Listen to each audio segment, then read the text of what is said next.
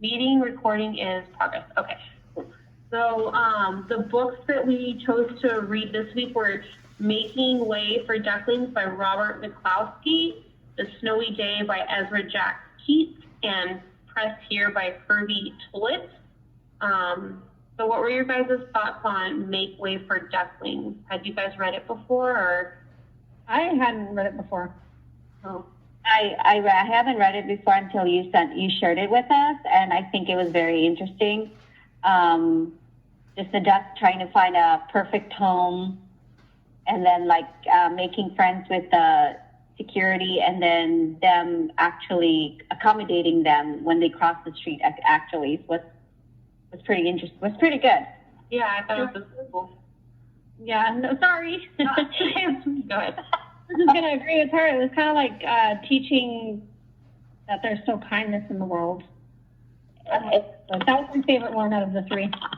It's like a random act of kindness. So it's how I could just summarize it. So.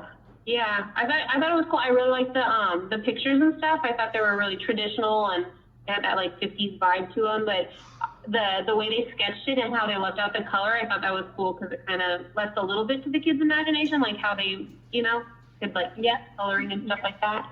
Yeah, and it's mostly pencil. Yeah. It looks it's natural pencil, like outlining. Not a lot of detail to it. It's just outlining it. Yeah. And then let's see. The snowy. The Snowy Day. What were your guys? Have you guys read that before? Or? I've never read that before, but I have to say my first thought reading that book, I was just wondering, where is this little boy's parent at in this whole story? Just wandering around outside, like. He's too young to play a snowball fight with the big kids. I was like, oh, he's too young for that. Where's the parents in this story? That's true. I think if you read that to the little kids, they're all like, oh, we can do that.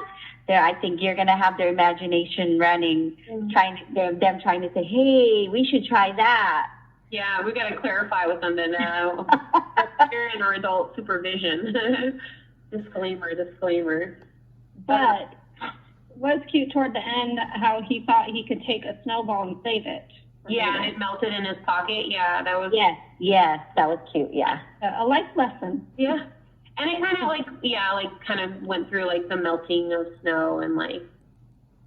It's like that. What is that? What's that cartoon? Frosty the Snowman. Yes. Yeah, exactly.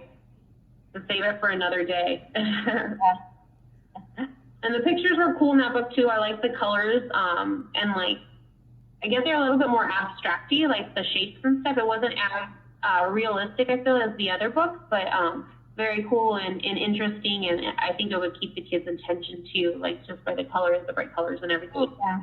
Mm-hmm. And it's a great way to introduce them to colors too. Yeah, I have like a lot of primary colors and things like that in there too. Very basic, yeah. And then here, I think this one was my favorite book. I'd never seen it, and I wasn't really expecting much from it, but like I thought it was super cute because my kids are so small right now, and so like to have them like shape the book and like the dots all go to one side and the other side, I was like okay, like so cute, like.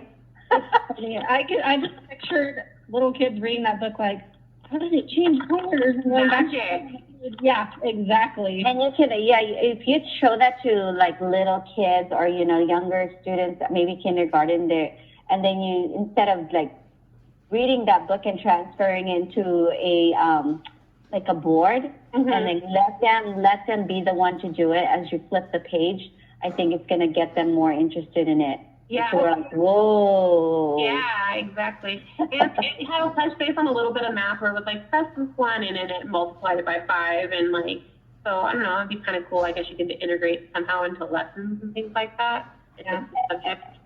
It's somewhat of an interactive reading, It takes you away from technology.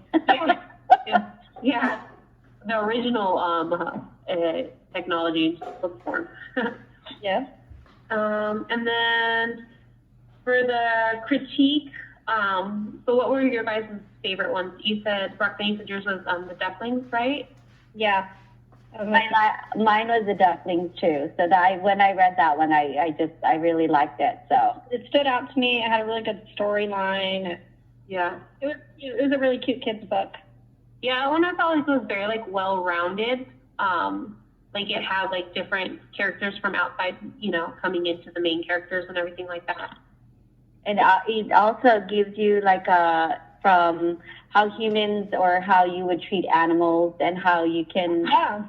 relate to them. You know, they don't know what they're doing. They're just out there. But then, you know, like say kids are, you know, like they see a dog out there. So a lot of times kids would just like, can I pet your dog? Can I pet your dog? You would see that might scare them or like, you know, come up on them too quickly and things like that.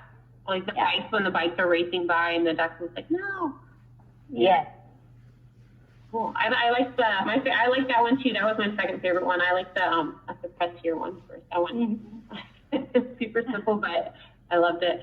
And then I guess for like lesson plan ideas, what kind of lesson plans were you guys thinking about to use with these books? Like I thought like math for the Frontier. What were your guys' thoughts for like a snow day and make way for ducklings? The duckling ones, you can do science with it. You can take it like, you know, like at school you guys can take a walk and then you can see sometimes, you know, well in my school there's usually geese on our field. Oh, okay. And so you could I could take my students out there and then they can see, and after we read that book and say, okay, what would you do? How would you compare the ducklings to this geese that's on our field? Why are they here? And then you can kind of put in some kind of science in there too, so like life skills and how you would treat others. You could probably do kind of a similar thing with the snowy day one with how the snow melts. The melting of the snow, yeah. Just teaching how if you take something that's from a cold environment to a warm environment, what's going to happen. Yeah, so have them put them in a pocket. So like Harry, you make little snow cones in the class and be like, okay, here's your snowball. Yeah, that's a good idea. Sorry. Yeah. Yeah. You could do a lot of things, a lot of different things, I think, in different age group with the 3 stories that we have. Oh, yeah. Yeah, we have a lot of different options. So, anything else? No, I think that's it. Yeah? I think we're good. Okay, so I'm going to push stop.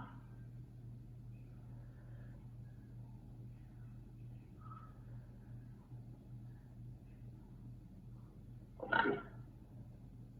Please tell me that it recorded all that. I was just going to say that. I was like, okay, did it work? Okay, let me see if I can find